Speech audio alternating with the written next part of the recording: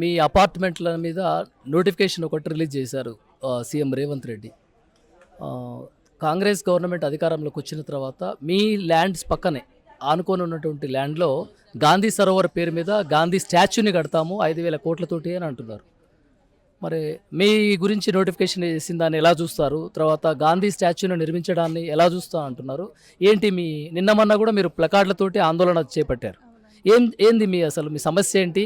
మీదేమైనా Musi సుందరీకరణలో buffer జోన్లో కానీ FTL జోన్లో కానీ ఉండడం ఏమన్నా ఉందా? మీకేమైనా అక్రమంగా నిర్మించుకున్నారా అని అడిగితే మీరేం చెప్తారమ్మా? లేదండి, మాది బఫర్ జోన్లో లేదు, ఎల్ఎఫ్డి దాంట్లో కూడా లేదు, మాకేం లేదు. సుందరీకరణ అనేది మీరు నిర్ణయించుకున్నారు, సుందరీకరణ మీరు విగ్రహాలు పెట్టాలి చేయాలి అనుకున్నారు, కానీ మేమైతే లేదు.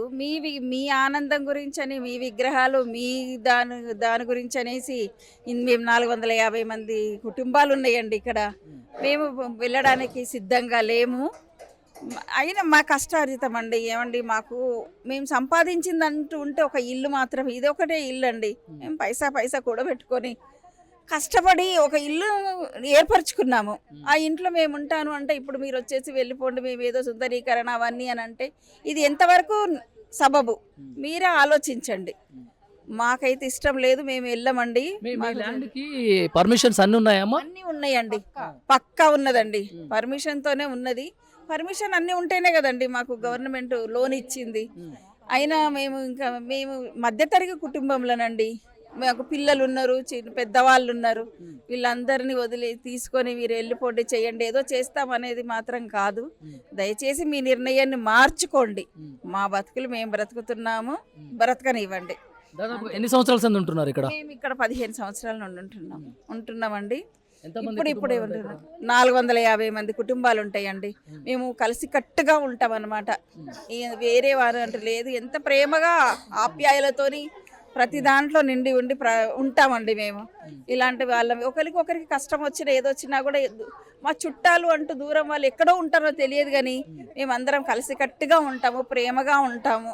ఇన్ని సంవత్సరాల నుండి ఉంటున్నాము. అంతేగాని మేము వెళ్ళే ప్రశ్న. పేపర్లో ఈ వార్త వచ్చింది అని తెలిసినప్పుడు మీ చుట్టుపక్కల వాళ్ళు, మహిళలు కావచ్చు, ఆ పక్కనున్న అక్కలు, వాళ్ళు ఏమనుకుంటున్నారు? పిల్లలు కూడా ఏం మాట్లాడుతున్నారు? బామ్మ పేపర్లో ఇలా వచ్చింది న్యూస్ అని అంటున్నారా? ఎలా అందరం ఆందోళన పడుతున్నామండి. ఇది వచ్చింది చేసింది అన్నప్పుడు దినదిన గండంలాగా ఉంది. మాకు మనశ్శాంతి లేకుండా ఉంది.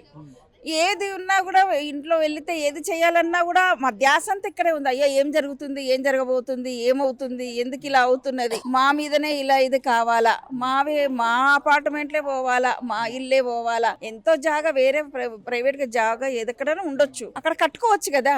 ఇక్కడ ప్రశాంతంగా బ్రతుకుతున్న ఇంత మందిని క్షోభ పెట్టి కట్టాల్సింది ఎందుకు ఇది ఉంటుందండి? గాంధీ సరోవర్ అనే పేరు మీద స్టాచ్యూ 5,000 కోట్లతో నిర్మిస్తా అంటున్నారు కదా. అరే నిర్మించుకోండి, మా పక్కన మాకెందుకండి? అది ఎందుకు, దేనికి ఉపయోగపడుతుంది చెప్పండి? ఏదో పెట్టినప్పుడు ఓహో పెట్టారా చూసామా అన్నట్టుగా ఉంటది. ఆ తర్వాత ఇంకా దేనికి ఉపయోగపడుతుంది, దేనికి ఇది అవుతుందండి? మాకు అట్లాంటిది ఇవన్నీ ఏమి లేదు. మీకు ఇక్కడ ఇంతకుముందు గాంధీ విగ్రహాలు అవన్నీ ఉన్నాయి కదండి, చాలా. ఇంకా అప్పుడు గాంధీ గారు వచ్చి నాకే ఇలా కావాలి, ఇంతమందిని క్షోభ పెట్టి వీని చెయ్యాలని ఆయన మాత్రం అడగలేదు కదండి. ఎందుకు అలా చేస్తున్నారు? గాంధీ అంటేనే మహాత్ముడు కదా. మహాత్మా గాంధీ ఆయన ఏమన్నా మీకు చెప్పారా, కట్టమన్నారా? ఎందుకండి ఇవన్నీ? హైడ్రా పేరు మీద అక్రమంగా నిర్మించిన ఇళ్లను కూల్చుర్రు అని చెప్పి పేపర్లో చూసాం, టీవీలలో చూసాం. ప్రత్యేకంగా మీ అపార్ట్మెంట్ కూడా పేపర్లో వచ్చింది వార్త అన్నప్పుడు ఏమనిపించిందమ్మా? ఏమనిపిస్తుందండి, మాకు ఎంత బాధపడ్డామండి, ఇప్పటికీ బాధపడుతూనే ఉన్నాము. మనశ్శాంతి లేకుండా ఉంది. ఏం జరుగుతుంది, ఏంటి అని దినగండంగా ఉన్నది మా పరిస్థితి. పెద్దవారులా ఉన్నారు, మాట్లాడుతుంటే ఆవేదన పడుతున్నారు. ఎందుకంత? ఎందుకంటే ఏంటండి, మాకు వేరే ఆస్తిపాస్తులు అంటూ ఏమీ లేవండి. మాకు ఉన్నది ఒక్కటే ఇల్లు. ఈ ఇల్లును కూడా ఇలా చేస్తామంటే మేము ఎక్కడికి వెళ్ళాలి? మాకు పెద్దవాళ్ళు ఉన్నారు, మాకు చిన్న చిన్న పిల్లలు ఉన్నారు, రిటైర్ అయ్యమనండి, చిన్న చిన్న పిల్లలు ఉన్నారు, చదువుకుంటున్నారు. చిన్న పిల్లలు లోన్లో ఉందండి, ఇంకా లోన్ కడుతూనే ఉన్నాము. ఇప్పుడు ఇంత వచ్చిన తర్వాత ఇలా వెళ్ళిపోండి మీరు ఉండండి అని అంటే ఎట్లా ఉంటాం చెప్పండి? మీరు ఆలోచించండి. అంటే ప్రభుత్వం నష్టపరిహారం ఇస్తాము వాళ్ళకి అని అంటే ఏం నష్టపరిహారం ఇస్తామండి? మేము అడిగామండి నష్టపరిహారం మీరు ఇవ్వండి, మేము వెళ్ళిపోతామని మేము అన్నామా? మాకు నష్టపరిహారాలు వద్దు, ఏమొద్దు, మా బ్రతుకులు మేము ఇలా బ్రతుకు చాలు. మమ్మల్ని ఒకవేళ ప్రత్యామ్నాయంగా ఇక్కడ నుంచి వేరే చోట మీకు వసతులు కలగజేస్తాము అని అంటే మీ అభిప్రాయం ఏంటి? మాకు అవసరం లేదండి, మేము ఇక్కడే ఉంటాము. మాకు ఇక్కడే ఉంటాము ఎంపీఆర్ మాదండి. ఇక్కడే బాగుందండి. మాకు ఇన్ని సంవత్సరాల నుండి ఉంటున్నాము, ఒక కుటుంబంగా ఉంటున్నాం. సీఎం రేవంత్ రెడ్డికి చెప్పాలనుకుంటే సూటిగా ఏం చెప్తారమ్మా? మా జోలికి రావద్దండి, మీరు మీ నిర్ణయము మార్చుకోండి అంతే. మేము చెప్పాల్సింది అంతే. మీరేదో పెట్టాలనుకుంటే మీరు వేరే ల్యాండ్ దగ్గర ఇంకెక్కడన్నా ఏమన్నా చేసుకొని మీరు చేసుకోండి, అంతే ఇంతే. కానీ మా ఇంటి మీద పడద్దు, మా దగ్గరికి రావద్దు, మమ్మల్ని డిస్టర్బ్ చేయొచ్చండి. దయచేసి మీ నిర్ణయం మార్చుకోండి.